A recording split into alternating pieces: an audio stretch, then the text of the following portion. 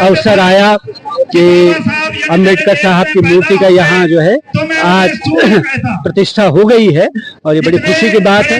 ये पूरे इस देश का अंतिम नगर है ना, सीमा पर हम लोग हैं और यहाँ जो है अम्बेडकर साहब की मूर्ति की स्थापना होने का एक खास महत्व है। सर, जिस प्रकार से लोग बोलते हैं कि बाबा साहब ने केवल एक विशेष समुदाय के लिए कार्य किया, आपके विचार क्या है इस विषय में? नहीं, ये गलत है। ये जो है असल में उन्हीं लोगों का ये षड्यंत्र है जो लोग जो है इस समाज में बराबरी के खिलाफ है ना।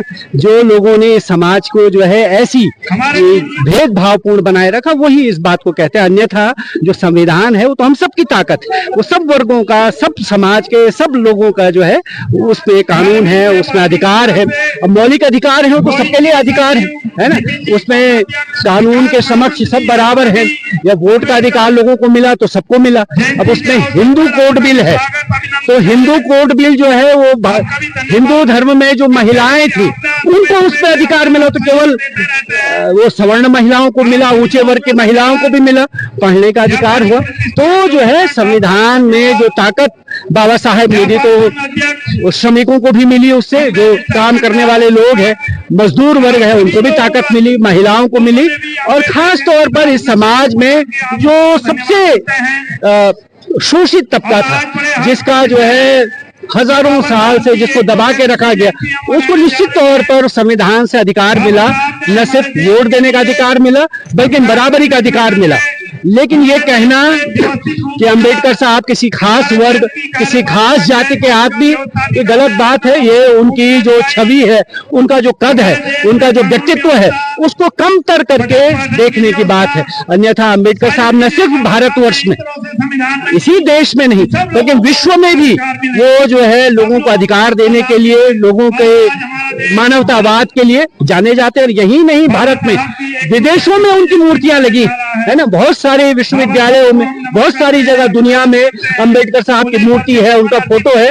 तो ये कह देना कि वो किसी वर्ग के हैं, नहीं, वो इस देश के न सिर्फ बल्कि पूरी दुनिया के जो शोषित तबका है, पूरी दुनिया में जो लोगों का शोषण हुआ, उन सबके आइकन है, उन सबके जो है प्रेरणा के स्रोत हैं। हम तो ऐसा मानते हैं।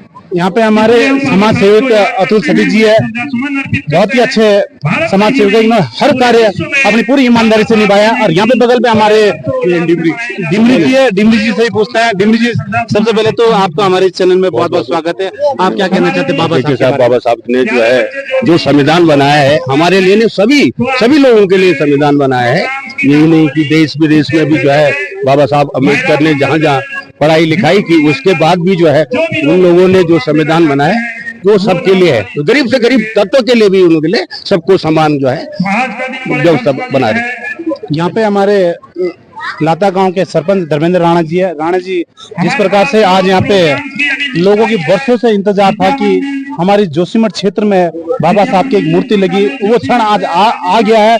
मूर्ति का अनावरण हो चुका है। आप क्या कहना चाहते हैं इस विषय में?